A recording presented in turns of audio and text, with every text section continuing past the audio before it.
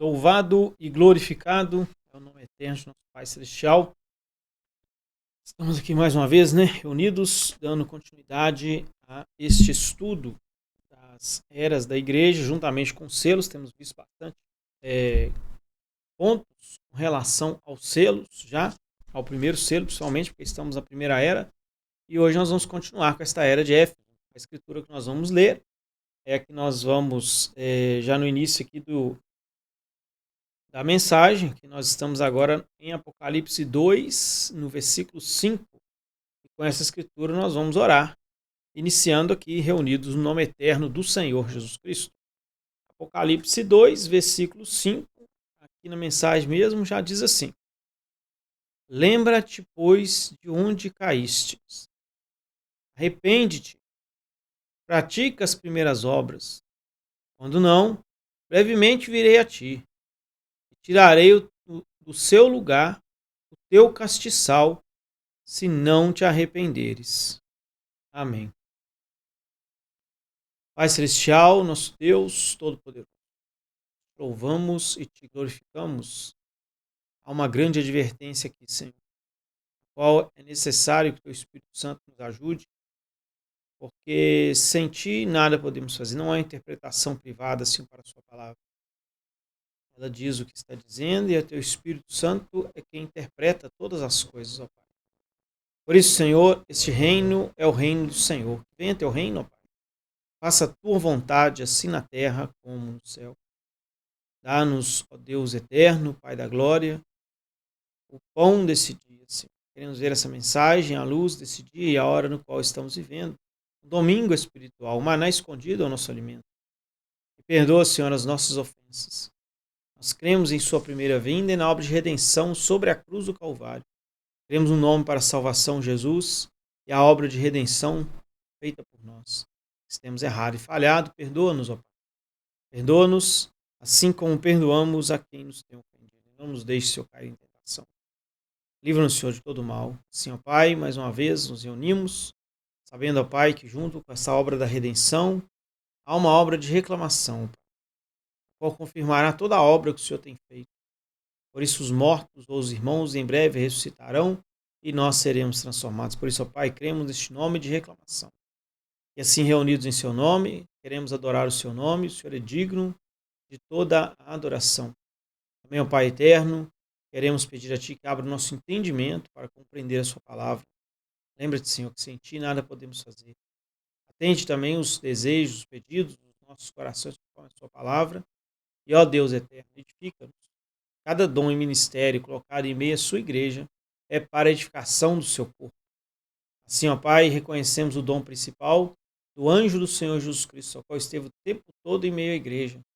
E neste tempo final tem estado conosco. Assim, ó Deus eterno, ajuda-nos a ver todas essas coisas e edifica-nos, ó Pai, todos nós.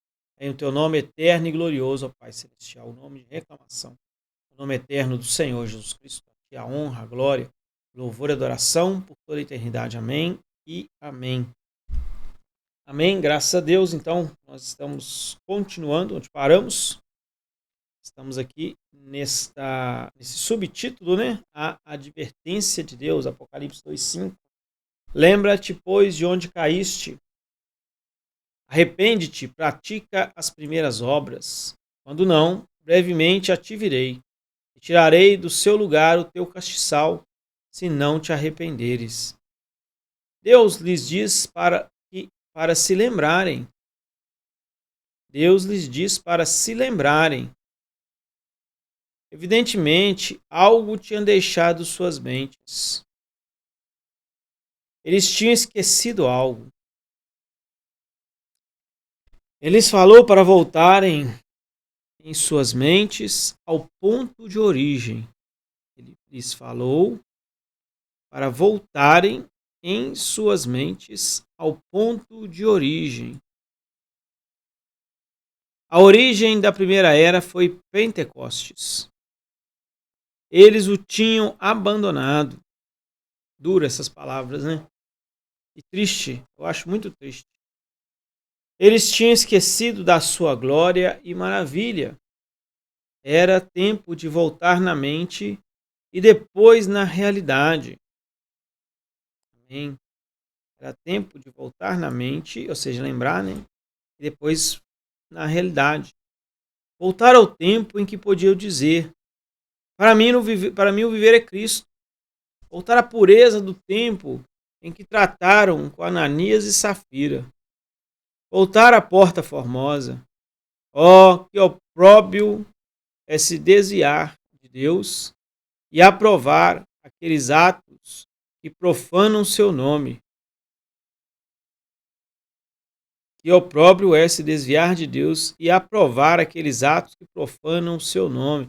Lembra que nos parágrafos anteriores estava falando sobre isso, né? Com relação ao nome, né? E isso aí é uma base também para os selos, como que o nome ali vai sendo profanado, vai sendo deixado. Tudo que a igreja fazia anteriormente, ela fazia em nome de Jesus. Já vimos isso no estudo anterior, né? E tudo estava ficando, profanando o nome de Deus. Aqueles que proferem o seu nome se apartem do pecado, que se apartem do pecado e mantenham seus vasos puros para Deus. Olhe para o que uma vez você era em seu coração e mente e em sua vida. Então volte a isso. Qual é o caminho de volta? É o caminho do arrependimento. Amém, amém, amém. O caminho de volta é o caminho do arrependimento. Se um pecador tem que vir a Deus por meio do arrependimento, então tanto mais terá que se arrepender o morno ou apóstata. Se um pecador tem que vir a Deus através do arrependimento, então mais terá de se arrepender o morno ou o apóstata. Arrepende-te, produz frutos dignos de arrependimento, mostra-o com tua vida. Deus está chamando já olha para vocês verem, a era só está começando. As igrejas estão no início na era de Éfeso e já é necessário voltar. Ou seja, já tinha saído do ponto principal. E agora Deus já na primeira era está pedindo para que eles voltassem. Tá vendo? Volta. Nós já vimos anteriormente como é que já estava começando a dar um passo fora da palavra, né? Nós vimos ali os últimos parágrafos nós estávamos lendo na semana passada. Se não te arrependeres, né? Tirarei o teu castiçal. Na verdade, eu às vezes digo que o ser cristão não é simplesmente se arrepender a primeira vez. É voltar, vigiar e se arrepender se você errou novamente. E quando a pessoa não tem essa prática cristã, de sempre se arrepender ou voltar atrás nas coisas ou rever aonde que ele tem falhado, porque o cristão não é que ele não falha, ele falha. Mas o problema não é às vezes ele falhar e não se arrepender e não reconhecer um erro. Enquanto uma pessoa não reconhece um erro, ela não pode ter mudança. Toda mudança na vida do ser humano começa com reconhecimento. Davi tomou a mulher de Urias, colocou ele na frente da batalha, ele morreu, e para Davi estava tudo bem. Davi só foi arrepender, pedir misericórdia para Deus, quando ele tomou consciência das coisas. Por isso que o exame de si mesmo, ele é necessário. Que a pessoa volte e faça. Agora que olhe as coisas, examine-se com a palavra. É isso que a igreja sempre tem que fazer. Deus diz: tirarei o teu castiçal.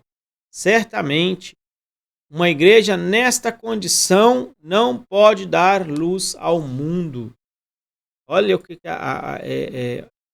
é o princípio, né? Nós estávamos falando isso também no estudo anterior. Tudo está no princípio. Éfeso é uma era muito importante. Por quê? Porque ele é o princípio. E é aonde vai terminar, por fim, a igreja, até que Deus diz que vomitar-te-ei da minha boca. Tá vendo? E aí está cumprindo a era da Odisseia já lá no final. Mas olha onde está a raiz, onde começa tudo isso. Sua luz tornou-se trevas. Deus tirará então o seu fiel mensageiro e os seus fiéis pastores e os deixará sozinhos. e continuarão a falar acerca do cristianismo, mas estarão destituídos dele. Isso é muito, como se diz, né?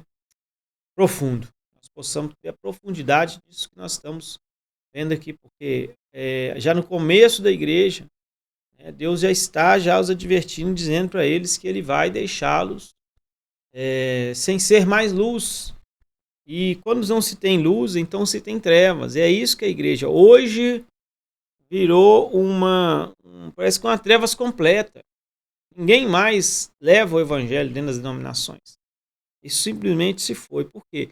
A última era de Laodiceia é o abandono total e completo de tudo que nas eras foi sendo caindo, né? Aí Deus, como o irmão Branco está dizendo, tira os mensageiros e os pastores fiéis, né?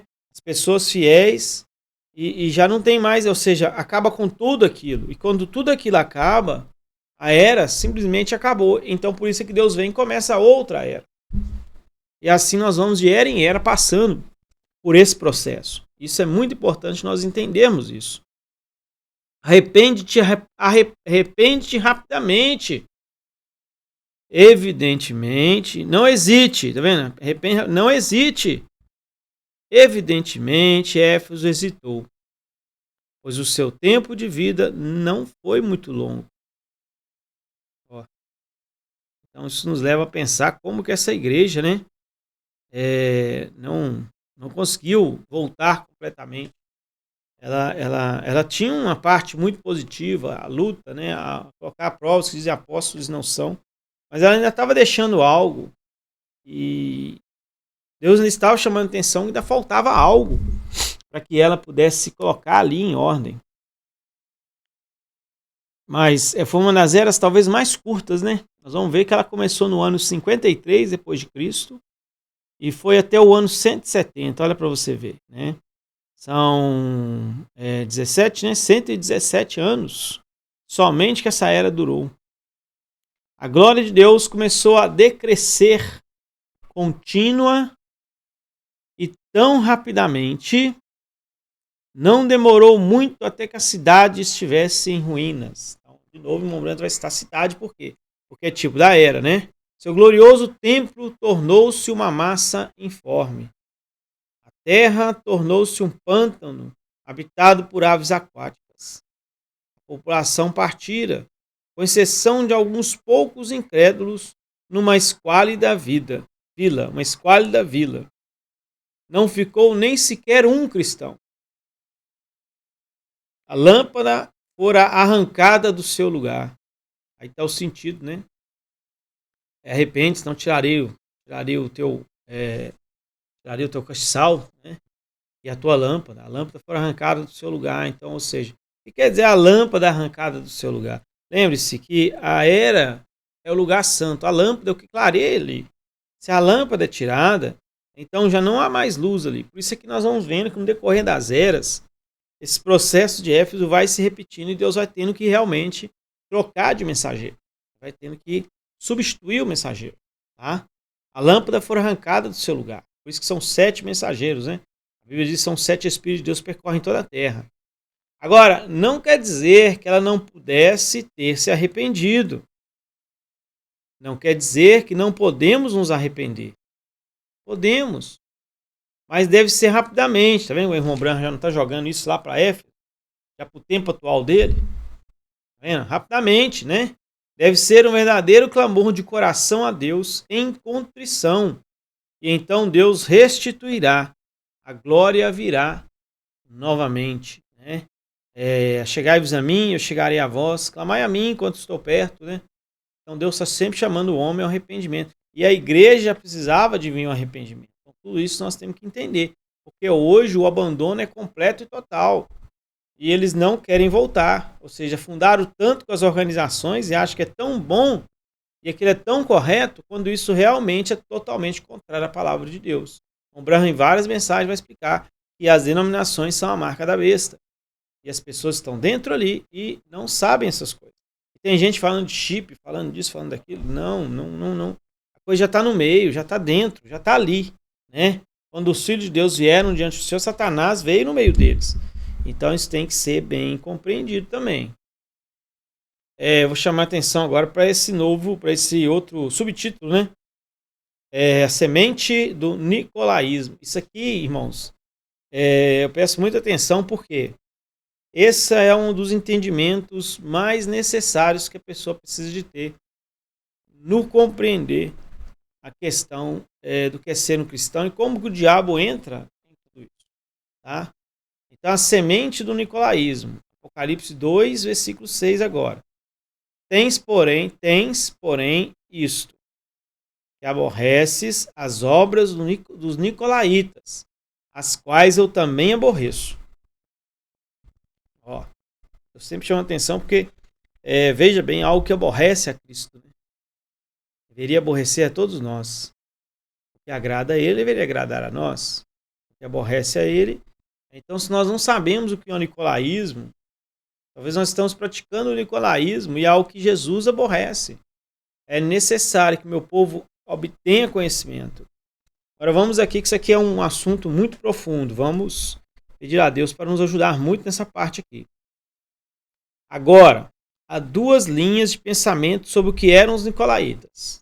Duas linhas. É dito por alguns que eles eram um grupo de apóstatas que tinham como fundador Nicolau de Antioquia. Um prosélito, ou seja, um recém-convertido, né?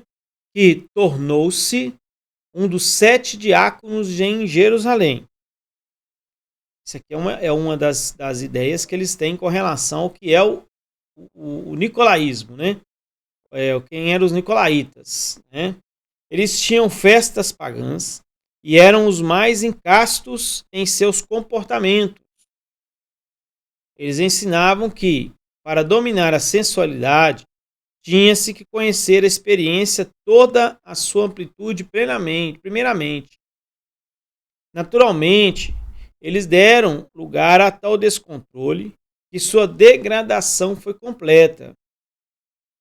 Dessa forma, aplicaram a eles os 2 nomes do Velho Testamento que simbolizavam tais extravagâncias: Balaão e Jezabel. Visto que Balaão corrompera o povo e assim o conquistara, dizia-se que Nicolau fizera da mesma forma. Este grupo foi supostamente forçado a sair de Éfeso e encontrou lugar de estabelecimento em Pérgamo. Então, isso aqui é um momento contando a história, né, desse grupo de Nicolau de Antioquia, que tinha esses costumes, essas coisas, porque o irmão Branco está tentando mostrar o sentido ou o que é o tal do nicolaísmo, né? Mas o problema acerca dessa crença, o problema com relação a isso, né, é que ela não é verdadeira. Tá vendo? Não há absolutamente nenhuma história para ela. Na melhor das hipóteses, é tradição. Tá vendo? Ou seja, uma história que se conta, se fala, mas na melhor das hipóteses, é somente uma tradição. Adotar tal ponto de vista faria a era de Éfeso, faria a era da igreja de Éfeso ser puramente histórica, sem nenhuma influência sobre o dia de hoje. Entenderam? Adotar tal ponto de vista faria a era de Éfeso ser puramente histórica, sem nenhuma influência sobre o dia de hoje, porque ela tem influências nos dias. Lembra, Éfeso é o princípio é onde estão as respostas, onde as coisas começam e onde elas vão seguir adiante. Então, como o diabo começa na primeira era a atacar em meio à igreja e depois vai desenvolvendo, assim ele vai fazer sempre, vai voltar sempre e vai tomar sempre o domínio, né? Influência sobre o dia de hoje. Isso não é verdade, pois o que começou na igreja primitiva deve continuar em cada era até que seja finalmente abençoado e exaltado por Deus ou destruído como uma coisa impura no lago de fogo. Então, ou seja, se era exatamente isso deveria permanecer até o fim. Porém, não se sabe, né? Isso aí foi somente uma história, né? Como o Branco está dizendo ali, é uma hipótese, né? que essa tradição é realmente contra a Escritura, note simplesmente que em Apocalipse 2:2, a igreja de Éfeso não podia sofrer os maus. Ó. Então, ou seja, se fosse eles seriam maus, mas a igreja não podia sofrer os maus. Então isso não encaixa na era de Éfeso, tá vendo? Portanto, eles tiveram que pô-los para fora. Ou não faria sentido dizer que não podiam sofrê-los. Viu? Se eles os tivessem posto para fora, então eles estariam sofrendo. Muita atenção, né? O que o Mumbrand está dizendo, ó. Agora, no versículo 6, diz que eles aborreciam as suas obras. Ó. Assim, este grupo único, ou seja, a história, o conto, não bate com o que está falando na era. Não tem nada a ver. Tá vendo? Assim, este grupo nicolaíta permaneceu como uma parte da primeira era, fazendo suas obras. As obras eram aborrecidas, mas as pessoas não ficavam impotentes. Desta forma, vemos sementes em Éfeso que continuarão e se tornarão uma doutrina e que irá diretamente até o e para dentro do lago de fogo. Então nós estamos falando de novo. Isso aqui vai tomar uma continuidade. Isso que o irmão Branco está explicando, tá vendo? Até ser abençoado, como ele diz, ou amaldiçoado. Porém, essas obras do Nicolaítas têm continuidade até ser lançado para dentro do lago de fogo. Então, a ideia do nicolaísmo, se fosse simplesmente uma história ali daquelas pessoas, então isso deveria continuar esse grupo já sempre no meio da igreja. Porém, isso você não vê diante da igreja. Então, ou seja, não é uma coisa natural. Isso que nós temos que entender. O nicolaísmo é uma coisa espiritual e nós precisamos entender isso. O que são esses nicolaítas? A pergunta do irmão Branco. O que são esses nicolaítas? O que são esses nicolaítas? A pergunta, né? O que são esses nicolaítas? A palavra vem de duas palavras gregas. Nikal, Nikal, que significa conquistar, e Laos, que significa os leigos. Nós falamos disso, né? Eles corrigiram essa mensagem, né? Porque ela sempre colocaram que era o laico. Né? Eu disse já numa mensagem anterior. O laico é aquilo que não tem relação com religião. A palavra estava errada. Mas os leigos, nós no português, nós não usamos muito esse termo. Mas no inglês ele é bem usado. O que são os leigos? Os leigos no inglês é o corpo de igreja, ou seja, os membros. Porque tem os líderes, vamos dizer assim, né, que são os pastores, os diáconos, os missionários, profetas, como diz a escritura, né? E tem as pessoas, vamos dizer assim, que nós podemos dizer no português é o povão, é os membros da igreja. E em inglês eles usam os leigos, tá vendo? Significa os leigos, ou seja, conquistar os leigos. Nikal, conquistar, laico, laos, leigo. Na realidade, alguém estava fazendo algo naquela igreja primitiva que estava conquistando os leigos. Se os leigos estavam sendo conquistados, então deve ter sido alguma autoridade fazendo isso, lá fazendo isso. Ó, vamos começar a entender. É o conquistar os leigos. Conquiste os leigos. Tá? Vamos pegar isso mais profundo um pouquinho aqui. Nós vamos aprofundar nisso, que é muito importante. Né? Porque normalmente esse grupo da igreja, que são os membros, eles muitas vezes são pessoas que são levadas. Às vezes eles são muito emotivamente levados, ou são levados por referência, são levados por... isso tudo é base de Nicolaísmo, que a gente tem que entender. É porque fulano está falando. Vamos ver isso, tá? O que é que Deus aborrecia e estava acontecendo naquela igreja? O que acontecia então e está acontecendo agora, ó, vamos assim, é uma base que vai seguindo, tá vendo? É exatamente o que a palavra nicolaíta significa. O que estava acontecendo? O povo estava, de certo modo, sendo sujeito de uma forma que era completamente a palavra de Deus. Sujeição do povo através de líderes contra a palavra de Deus. Agora, para entendermos o real significado daquilo que estamos a ponto de verificar, eu devo adverti-los a manter sempre em mente que religião, assuntos espirituais, se preferir, quando se fala de assuntos espirituais, é composta de duas partes que se entrelaçam, mas são tão opostas quanto preto e branco. A religião e o mundo espiritual são formados destas duas árvores que tiveram suas raízes no Éden. A religião e o mundo, a religião, né? E o mundo espiritual são formados destas duas árvores que tiveram suas raízes no Éden. Tanto a árvore da vida, como a árvore da ciência do bem e do mal estavam no meio do jardim. E, sem dúvida, seus próprios ramos entrelaçavam-se uns com os outros. Assim, na igreja de Éfeso, existe esse mesmo paradoxo. A igreja é constituída de bons e maus. Duas vinhas formam a igreja. Alexandre, vamos ver isso direito, né? Nós já vimos isso antes. Você ignora essa parte e acha que a igreja só é feita de bons, isso é uma grande ilusão religiosa.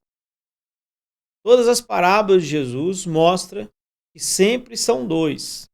Ele diz que o semeador semeou a boa semente e depois veio o inimigo e semeou o joio. Ele diz que a rede é lançada ao mar e pega toda a qualidade de peixe, depois são separados. Então, quando você pensa que tudo que está ali é de Deus, você se ilude espiritualmente. Então, você tem que entender isso. Tá? Aí, essas duas vinhas formam o que a gente chama de igreja. Ou seja, quando Israel saiu do Egito, ele estava sendo tirado fora. Deus ia formar uma igreja. Ou seja, era igreja, mas Deus ia formar um povo, uma nação. E quando Israel sai, muitas vezes a gente tem a ideia de que quando Israel saiu do Egito, só saiu o filho de Israel. Não, outras pessoas de outras crenças, de outras de religiões pagãs, entrou ou saiu junto com Israel, ou seja, aproveitou o movimento e foi junto. Tá? Isso é necessário entender. Quando a gente pensa que tudo é só ali, então você está cometendo um erro grave e você não vai entender que as duas coisas vão andar juntas. Até que Jesus diz, né, com os discípulos, queres que arranquemos o joio? Ele diz, não, deixar os dois crescer junto. Então tudo isso é o que a gente chama de igreja. Sai tudo junto. Tá? Agora, quando nós referimos igreja noiva, nós estamos falando do grupo realmente, que é o grupo eleito de Deus. Mas igreja é tudo. Tá? Eles são como o trigo e o joio, crescendo lado a lado. Mas uma é a verdadeira, ou seja, uma igreja, né? Ou um grupo é o verdadeiro, a verdadeira, e a outra é falsa. Ora, Deus falará com cada uma, e ele falará acerca de cada uma. Então, entenda mais uma vez, quando Deus fala à igreja, ele está falando a toda a igreja, a verdadeira e a falsa. Tá vendo? E também fala de cada uma. Ele as chamará de igreja. Somente os escolhidos saberão realmente qual é o verdadeiro espírito. Somente os escolhidos não serão enganados. Olha a profundidade desse tema. Né? O Espírito fala a todos, né? Mas nem todos são os escolhidos. Né? Mas os escolhidos, que são escolhidos, eles sempre vão identificar o verdadeiro Espírito. Então, você mesmo que está ali no mesmo ambiente, na mesma igreja, na mesma congregação, vamos dizer assim, no mesmo lugar, tudo no mesmo, eles conseguem ver o que realmente é de Deus e o que não é. Então, isso aí realmente é uma como é que a gente pode dizer, né? É algo dos céus, vem de Deus. Né? Somente os escolhidos não serão enganados. Mateus 24, 24. Surgirão falsos cristos e falsos profetas. E farão tão grandes sinais e prodígios que, se fosse possível, enganaria os escolhidos. Então, ou seja, a gente acha que isso é lá no fim do tempo, né? As pessoas acham que isso é só aqui no fim do tempo. Não. Isso vem desde o princípio, na primeira era da igreja, está ali. E a semente disso é o nicolaísmo. Então, ou seja, os cristãos, eles conseguem, os escolhidos, vamos dizer assim, eles conseguem ver a atuação deste Espírito, né? E sabe que esse não é o Espírito de Deus. Então ele consegue rejeitar essa obra. O que não é escolhido, ele não consegue passar por isso. Então ele é enganado. Isso vai seguir de era em era. Assim, lá atrás, na igreja primitiva, um período muito curto após o Pentecostes, a falsa vinha começou a estrelaçar em torno da vinha e encontramos estas obras dos nicolaítas. Então, você está vendo? As obras dos nicolaítas já é a falsa vinha em desenvolvimento.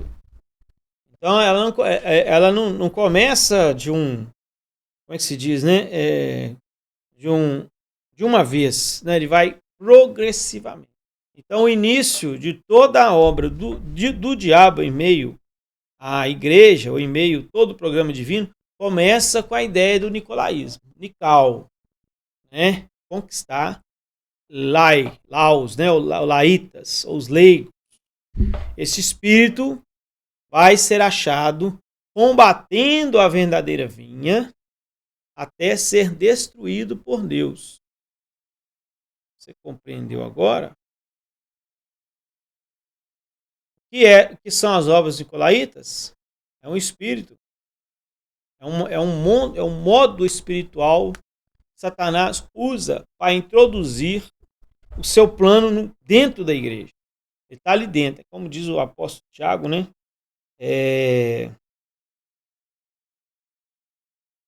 Como é que ele diz? Que estava entre nós, mas não era dos nossos, né? Eles eram do mundo, falam as coisas do mundo. Parece que ele fala assim, né? Eles estavam entre nós, mas não eram dos nossos. Né? Vamos ver se eu acho aqui. Mas não eram dos nossos. Parece que foi Tiago que falou. Vamos ver se foi Tiago. Não sei se foi Tiago, foi João. Eles falam do mundo, porque eles são do mundo. Né? E eles sabem as coisas do mundo.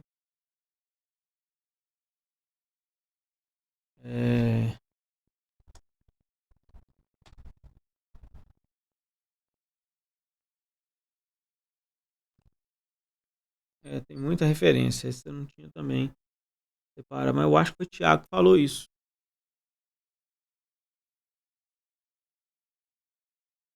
Eles diz, estavam entre nós, mas não eram dos nossos. Né? Não sei se foi Tiago. Depois eu vou procurar. Não vou ficar procurando muito agora, não, mas eu creio que os irmãos conhecem bem essa escritura. Então foi João. 1 João, capítulo 4, é o verso 5. Vamos ver aqui, 1 João, para não ficar devendo, né? 1 João, capítulo 4, versículo 5. Tá vendo? Olha que é importante nós captarmos, vamos dizer assim, né? Vermos essa escritura, porque ela é fundamental, vamos dizer assim, para tudo que nós estamos falando aqui nessa ocasião. Vou dizer que é como se fosse um pequeno resumo, né, de tudo que a gente está falando, que agora o irmão Branco está trazendo, e é muito importante nós vermos e compreendermos tudo isso. Olha para vocês verem. Amado, não creiais a todo o Espírito. Então olha para você ver como é que isso aqui é o que nós estamos falando. Porque os dois Espíritos estão no meio da igreja. Os dois Espíritos são muito parecidos. Jesus disse que, se possível for, enganaria os escolhidos. Mas a forma, pelos seus frutos, Jesus disse, os conhecereis. Então, ou seja, cada um vai produzir um fruto conforme o que é. Amado, não creiais a todo espírito, mas provai se os espíritos são de Deus, porque já muitos falsos profetas têm se levantado do mundo. Os falsos profetas virão. Não, já estava ali nos dias dos apóstolos. Como também o anticristo. E se você não sabe o que é o anticristo ali no princípio, você nunca vai saber o que é aqui no final. Nisto conhecereis o Espírito de Deus. Todo espírito que confessa que Jesus veio em carne. Já falamos sobre isso anteriormente. Quem é o Jesus Cristo que veio em carne? É o anjo do pacto do Antigo Testamento. Ele é o Jesus que veio em carne, ou seja, ele tinha uma pré-existência. Falamos sobre isso anteriormente. Quando a pessoa não entende que Jesus é o anjo do pacto, ou seja, o que era desde o princípio, manifestado num corpo humano, ela não sabe que Deus é manifestado e ela não entende. Então, ou seja, ela acha que Jesus é simplesmente o homem que nasceu em Milênio Judéia. Não, ele vinha desde antes da fundação do mundo, porque Jesus é que deu origem à criação. Quando a pessoa não entende essa trajetória, pois então ela está sendo enganada por um espírito.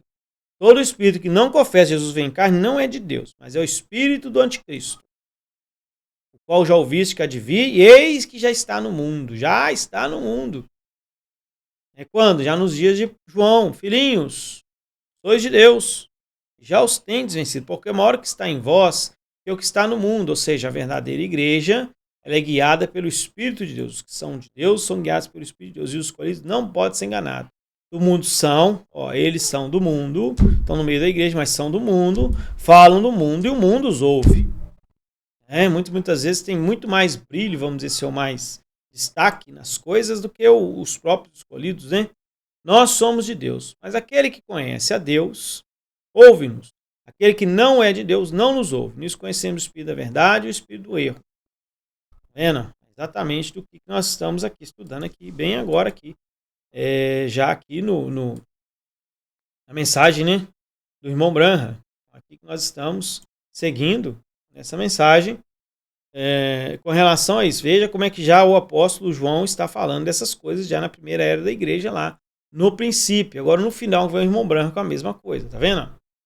Você compreendeu agora? Tá? Que já deu para compreender? Muito bem. Agora, qual era o clima espiritual dessa igreja? Ela tinha deixado o seu primeiro amor. Deixar o seu primeiro amor da palavra de Deus nos foi revelado como sendo a queda de sua origem.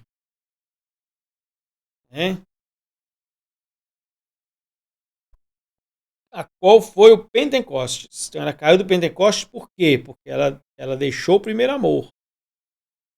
É isso, em linguagem clara.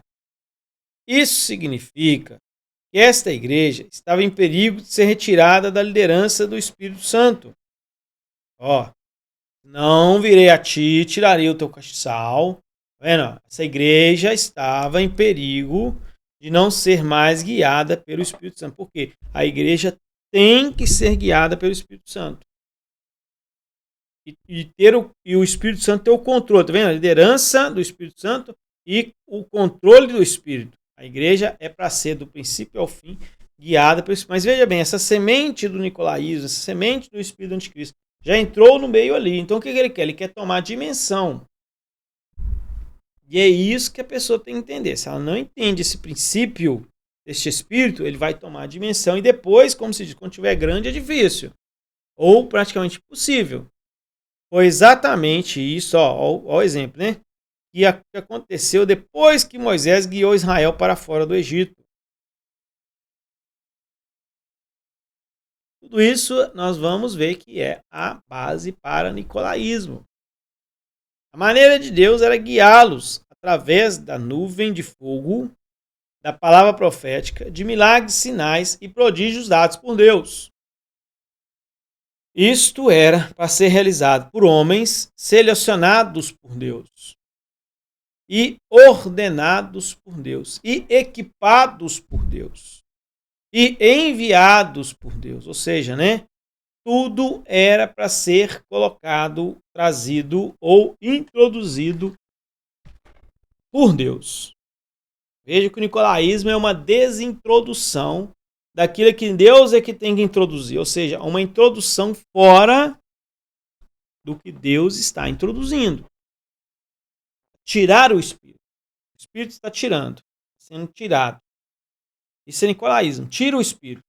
Se o Espírito tem que ter liderança, não, tira ele fora. Faz isso. Com todo o acampamento, tá vendo? Sendo dominado por um movimento do Espírito Santo. O Branco está mostrando um exemplo em Moisés. Eles se rebelaram e quiseram um conjunto de regras e credos para se guiarem.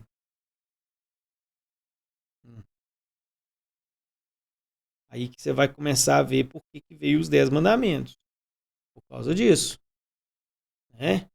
E Jesus, depois que vai falar sobre o casamento e divórcio, lá quando pergunta, né? Moisés mandou dar carta de divórcio e Jesus diz, no princípio não era assim. Moisés fez isso por causa da dureza dos vossos corações, mas no princípio não era assim. Tá vendo? Então muitas e muitas vezes Deus introduz uma coisa ali, não é exatamente o que tem que estar ali. Mas Deus permite que entre. Né? Depois eles quiseram um rei. Aí já está falando já quando se chega à terra prometida. Então você vai ver que no deserto eles já estão rejeitando o Espírito. Quando eles entram na terra prometida de novo, eles estão rejeitando o Espírito. Não, eles rejeitaram o Espírito na terra prometida. Rejeitaram porque quando eles pediram um rei, Samuel diz que, Senhor, eles rejeitaram a mim. Então rejeitaram a ti, rejeitaram a mim. Então o povo está sempre rejeitando o Espírito, resistindo o Espírito. O Espírito de Deus sempre está sendo resistido em meio às pessoas. Esse é o perigo, essa é a questão. Isso é aonde o diabo, né, coloca a sua parte. Depois eles quiseram ser exatamente como o mundo e entrar em uma completa apostasia e esquecimento. Até que Deus os colocou lá na Babilônia, né? Ficaram presos lá 70 anos, né? É exatamente assim que a primeira era da igreja começou. Ó. Mal saiu, né? Já começou da mesma maneira. E ficará gradativamente pior, ou seja, vai piorar a coisa. Até que o Espírito Santo seja completamente rejeitado e Deus precise destruir o povo. Aonde que o Espírito Santo de Deus é completamente rejeitado? Na Laodiceia. Eis que estou à porta e bato. O Espírito Santo está fora, porque está batendo lá de fora. O que aconteceu? Jogaram ele para fora. Por isso que o Espírito Santo não está mais em meio a nenhuma condição cristã dentro das denominações ou do que se chama de cristianismo. Tá? Ele está fora. Não adianta a pessoa... Não, ele já saiu. E o que você está achando aí dentro, então? Vou dizer para você. Você está vendo aí um espírito. Cuidado.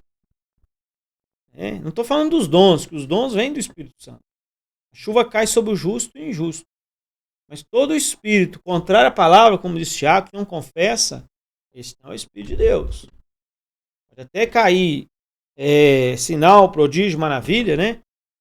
Tudo são dons do Espírito. A pessoa pode manifestar tudo isso, mas não quer dizer que o Espírito esteja ali. Eles vão dizer naquele dia, Senhor, Senhor, em teu nome profetizamos. Isso só profetiza pelo Espírito. Seu nome expulsamos demônios, só se expulsa demônio pelo Espírito Santo. Ou seja, o dom do Espírito, o presente do Espírito, sim, está ali. Porém, o personagem já foi rejeitado e tirado dali. Ficarão gradativamente pior, até que o Espírito Santo seja completamente rejeitado e Deus precise destruir o povo. Lembra, depois que você colhe o trigo, a planta é queimada. É duro. Veja como isso começou na igreja primitiva. Observa isso. Foi chamado obras. Né? Obras dos Nicolaitas. Obras. Primeiro é uma obra. Primeiro é uma ideia. Primeiro é uma coisa que está introduzindo de maneira muito sutil no meio. O cavalo é branco. Ele está se passando. Ele está ali. Né? Depois que ele passou por essa etapa, né, seria a etapa do pulgão, lá na escritura de Ezequiel, então ele evolui, então se torna uma doutrina, já não é mais um pulgão, ele deve ser uma oruga, ou ele vai crescendo, ele vai se tornando, né, pulgão, oruga, locusta e gafanhoto, ou seja, é o mesmo animal que vai passando, e lá vai ali, né, tornou-se uma doutrina, depois tornou-se uma doutrina. Tornou-se o padrão. Tornou-se o caminho inflexível. finalmente assumiu o controle e Deus foi lançado de lado. Então, primeiro, ele é uma obra, depois se torna uma doutrina. Por quê? Se torna uma doutrina falsa, né? Então, as obras dos nicolaítas, o que elas fazem? Elas tiram a palavra. Tirando a palavra, você tira o Espírito. E tirando a palavra, então a atenção das pessoas já não está mais na palavra. Então você põe o que você quiser, aí se torna uma doutrina. Entendeu? Aí se torna também um padrão e se torna um caminho inflexível, uma regra inflexível. Então se cria um padrão de religião, se cria um padrão de culto, padrão de doutrina, padrão disso, padrão daquilo outro. Quando o Espírito Santo deveria estar livre em meio às pessoas. Tá vendo? Depois que vai fazendo isso, então o Espírito está ali aos poucos, vai decorrendo. E depois assume o controle e Deus é lançado fora. Então, veja bem para você ver.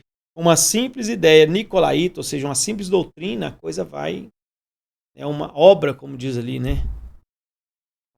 Aquilo começou tão pequeno, tão quietamente, tão inofensivamente. Parecia tão bom. Olha o que é hoje o movimento que o Cristo vai fazer, irmãos. Cuidado. Parece quieto, parece pequeno, parece inofensivo, parece bom, parece razoável, tão sadio, tá vendo? Então tomou o domínio.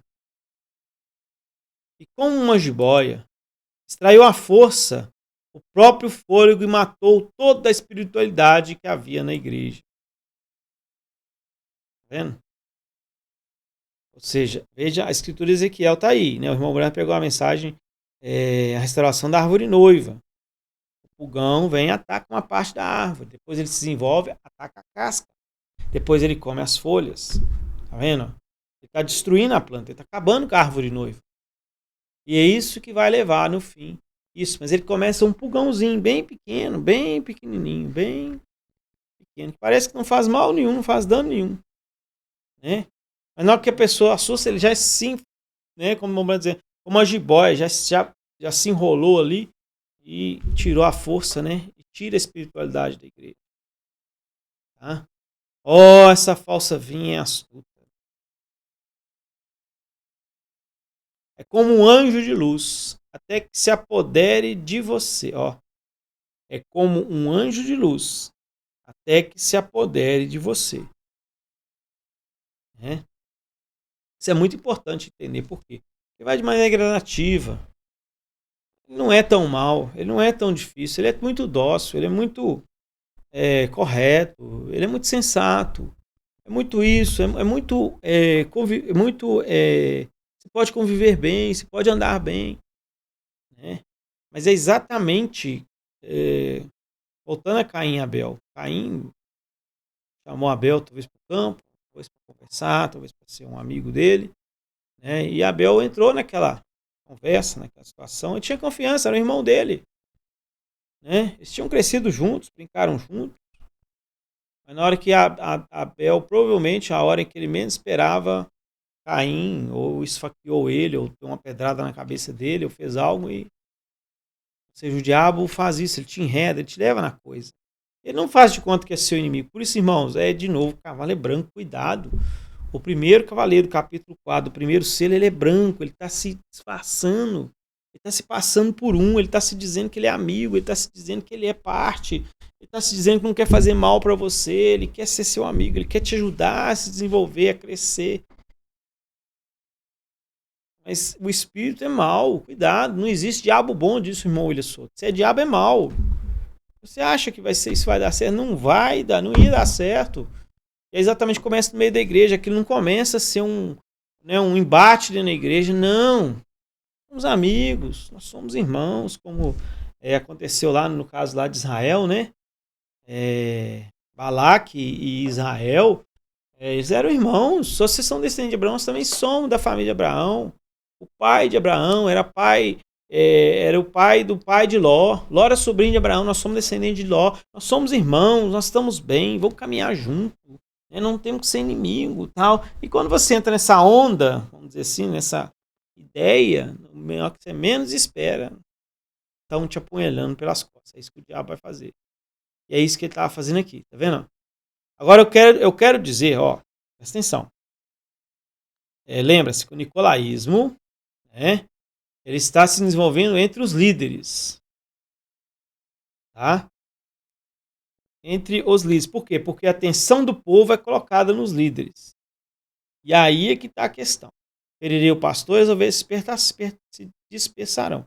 Então o irmão Branco está dizendo, essa liderança estava com algum problema, cuidado. Mas agora eu quero dizer que eu creio em liderança. O irmão Branco disse que eu creio em liderança. Tá vendo? Eu creio em liderança. Mas não é em liderança de homens que eu creio. Ah, mas Deus usa homens, mas a liderança não é do homem. Ah, mas tem um pastor, eu tenho que respeitar. Sim, você tem que respeitá-lo, amá-lo, né? O tratar bem, tomar muito cuidado, porque ele é um homem ungido por Deus. Por isso você tem que ter cuidado. Mas a liderança dele não está em si o que ele é. A liderança de um líder vem daquilo que vem pela palavra. Se ele lidera com a palavra, ele é o verdadeiro líder. Agora, se ele não liga a palavra, ele caiu em nicolaísmo. Ele é um instrumento na mão do diabo. Ele lançou a palavra. Ó, o povo já está com a atenção dele. Então ele dá. Essa é a questão do nicolaísmo. Tá vendo? Eu creio na liderança do Espírito Santo através da palavra. Tá vendo?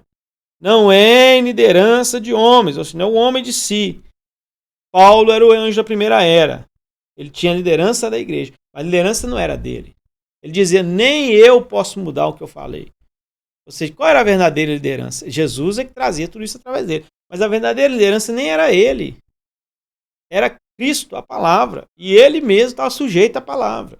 E todo líder que é um verdadeiro líder, ele está sujeito à palavra. E quando ele não está sujeito à palavra, está colocando as suas próprias ideias, ele está caindo nesse ponto. É aí que está a questão. Que é tão perigosa, é tão sutil, tão difícil. Tá? Eu também creio que Deus tem estabelecido homens na igreja. Amém. Creio que Deus tem estabelecido homens na igreja. Que são dotados pelo Espírito. E eles manterão a igreja em ordem. Então esse homem não é de si. Sem mim, nada podereis fazer. Esse é o problema, que a pessoa quer fazer sem Cristo. Se você faz sem Cristo, você vai fazer com o anticristo. O que você faz sem Cristo, você faz com o anticristo. Não tem meio termo. Se você faz sem Cristo, você faz com o anticristo. E por mais bem intencionado que você esteja, por mais correto que você se veja, pois você ainda vai estar errado, porque você está fazendo sem Cristo. O que você faz sem Cristo, então você faz por anticristo. Eu creio isso, eu creio nisso, né? Eu creio também que a igreja é governada por homens de Deus. Homens, né, que Deus envia para tomar conta da igreja. Eu também creio em liderança da igreja. Mas eu nunca acho que essa liderança é da própria pessoa. Ela tem que estar com os olhos colocados pela palavra, na palavra, e caminhando com a palavra. E fazendo essa liderança pela palavra. Mas esse governo é pela palavra. Eu acabei de falar isso, tá vendo? O governo, você quer exercer poder sobre a igreja, não é de si. Você tem que escutar porque eu sou fulano de tal que eu estou falando. Jesus não fazia isso. Não, Jesus fazia. Não, Jesus dizia, quer crer em mim? Olha o que a Escritura diz. Se vocês não creem em mim, eu só creio pelas obras. Examinai as Escrituras. Elas que dão testemunho de mim. Olha você ver. Se o próprio Jesus mandar fazer isso, olha você ver, nós estamos falando do personagem em nível mais alto que há, que é o Senhor Jesus Cristo. Né? E se ele manda nós fazermos isso, como não vamos fazer com as demais pessoas? Ele mesmo mandava fazer com ele. Né? Se eu acho que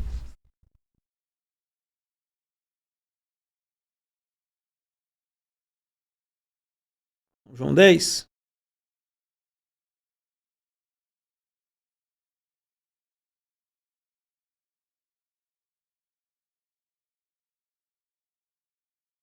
Está dizendo que as obras, né? De examinai as Escrituras, né? Elas que dão testemunho de mim. e nela que vós tendes a vida eterna. Nela pareceis que tendes a vida eterna. Né? É assim que Jesus dizia. Jesus não dizia que, creia porque eu estou falando. Tem muita gente que faz isso, né? Não, creia em mim porque eu estou falando, irmão. Não é assim. Né? Porque todo o que crê, ou o que tem liderança, tem que ser com as escrituras. Parece que agora essa parece que eu vou ficar devendo, viu?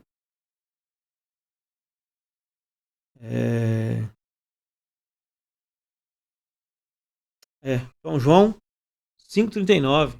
Essa aqui mesmo. São João capítulo 5, verso 39. Vamos ver o próprio Jesus ordenando a maneira como as pessoas tinham que ir crer nele. Eu sou Jesus, tem que crer em mim. Não.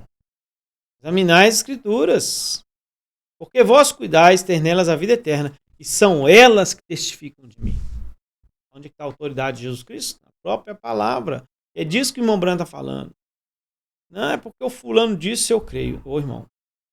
Não é porque tá assim eu acredito. Não faz uma coisa dessa. Não entra numa situação dessa. Não. Se o próprio Cristo dizia isso, como você simplesmente crê nas pessoas? Vai colocar a prova para ver se aquilo está na palavra. Coloca a prova se está na palavra. Se não está na palavra, pois então não mexa com essas coisas. Mas o governo é pela palavra. De maneira que não são homens realmente que governam, mas o Espírito de Deus, porque a palavra de Deus e o Espírito são um. Hebreus 13, 7. Lembrai-vos vós, os vossos pastores, que vos falam a palavra de Deus. Está vendo? A fé dos quais imitai, atentando para a sua maneira de viver. Paulo dizia que tinha que estar atento a tudo isso. Mas por quê? Porque eles é que falavam a palavra, sem autoridade, está pela palavra. A pessoa tem mania de tomar autoridade de uma pessoa pela pessoa. Não entra, isso não faz uma coisa dessa. Não faça isso. O próprio Deus usa a palavra para mostrar que ele prometeu e o que ele fez. Ele simplesmente não coloca de qualquer maneira. Muitas e muitas ocasiões, o irmão Branco dá testemunho que ele pedia de Senhor, e mostra pela palavra. E era Deus falando com ele. E ele então começava a mostrar. O irmão William Soto deu o mesmo testemunho. Deus mostrou ele uma vez, ele disse, eu tenho que mostrar a palavra. E alguém pode dizer, isso parece uma falta de respeito com Deus. Não. Deus quer que seja assim. Jesus disse, examinai as escrituras. São elas que testificam de mim. Se Cristo mandou fazer isso, quem somos nós para não fazermos? Ou para passar por cima dessas coisas? Esse é o problema das pessoas. Veja o que estava acontecendo lá atrás. Veja o que estava acontecendo lá atrás. Aquela falsa vinha estava se apoderando e ensinando que o domínio pelo homem era correto. Está vendo a semente do nicolaísmo? Vocês estão entendendo a semente do nicolaísmo? O que é? Será que nós conseguimos compreender isso? Eu fico perguntando isso. Vamos voltar a isso na próxima semana. Vamos continuar nesse assunto na semana que vem. Vamos ver mais um pouquinho sobre isso, que nosso tempo já vai terminando aqui. Nós estamos passando o horário um pouco. Mas é um assunto muito bom que a gente precisa de aprofundar. A gente precisa, isso aqui tem que ser talvez assunto com uns 10 estudos. Não vamos chegar a isso tudo, mas isso tem que ser muito bem colocado. A falsa vinha estava se apoderando e ensinando que o domínio pelo homem era correto. Você tem que me escutar porque sou eu que estou falando. Tá vendo? Não. Aquilo não estava bem. Isso não está correto em tempo nenhum, nem no nosso tempo, nem em tempo nenhum. Mostra na palavra. Me mostra na palavra. A gente tem essa atitude. Vou marcar aqui essa parte aqui. Nós vamos continuar aqui semana que vem. Talvez até ler essa escritura para oração. Mas vamos encerrar. O horário vai ficando mais tarde. Vai adiantando. E nós precisamos encerrar. Tá? Semana que vem nós vamos continuar com a parte 5, né? Já semana que vem. E é bom a gente ir estudando assim e sempre fazendo essas observações com relação aos selos, porque isso tudo vai ser lembrado na hora do cerco. Tá? Esse cavalo branco, como isso entra no meio, como isso vai se apoderando ali, parecendo que é o próprio, né, ou no meio, porque Jesus também vem um cavalo branco, então tudo isso vai sendo aí trazido no meio de tudo isso, e é um engano. E hoje, muito mais, né? Pai Celestial, nosso Deus Todo-Poderoso, Tu és um Deus maravilhoso, Tu és o Deus Todo-Poderoso. Nós te louvamos e te glorificamos e te rendemos graças, porque em graça e misericórdia o Senhor tem nos alcançado. Estamos agradecidos a Ti, Senhor, por nos alcançar por Sua palavra, ser um pensamento do Senhor desde antes da fundação do mundo. Senhor, ajuda-nos a tesourar essas palavras nos nossos corações, porque é o ponto fundamental. Nós cremos em liderança em meio à igreja, mas muitas e muitas vezes, Senhor, não observamos que a liderança é do Espírito e é a palavra, e não o homem em si. O próprio apóstolo São Paulo dizia que ele mesmo não tinha direito de mudar nada do que tinha sido dado. E olha que é ele que tinha falado, porém era o Senhor que tinha falado verdadeiramente através dele. Assim, Senhor, a palavra nunca é do homem, ela é do Senhor, na boca do homem, porém é do Senhor. Assim, ó Deus eterno, ajuda-nos a ver e entender todas essas coisas para o dia no qual estamos vivendo. Guarda, Senhor, a cada um de nós, porque o anjo do Senhor acampa que temos defende, guarda a nossa nação tão amada, o Brasil, e guarda, Senhor, esses 144 mil que em breve já paz em Jerusalém. Senhor Deus eterno, entregamos todas as coisas em tuas mãos, com graça, com amor, em misericórdia, agradecidos a ti, Senhor. Porque o Senhor é bom e a sua benignidade dura para sempre. Guarda-nos, Senhor, em paz e em proteção, em o nome eterno do Senhor Jesus Cristo. Assim, ó Pai, agradecemos por sua presença entre nós, em Espírito Santo, por esse momento de companhia em torno da sua palavra, pelo seu sacrifício por nós na cruz do Calvário, a limpeza dos nossos pecados, o nome de salvação de Jesus e a obra de expiação feita por nós ali sobre aquele Calvário. Graças ao Pai, porque em breve veremos os mortos ressuscitados, nós seremos transformados, porque o Senhor já nos tem selado com este nome de reclamação. Assim, ó Pai, te damos graça por toda a guarda, proteção e provisão de vida e por todas as coisas em o nome eterno do Senhor Jesus Cristo. Que o seu amor, que a sua graça e a sua misericórdia nos acompanhem todos os dias da nossa vida. Guarda-nos em paz, Senhor, livra-nos de todo mal, que em breve os nossos irmãos ressuscitem, nós sejamos transformados e todos levados a ceia das bodas do Cordeiro, porque estamos já selados com o nome novo e eterno do Senhor Jesus Cristo. Quem seja a honra, a glória, o louvor e a adoração, toda a eternidade. Amém e amém. Amém. Graças a Deus, que Deus siga lhes abençoando grande e poderosamente.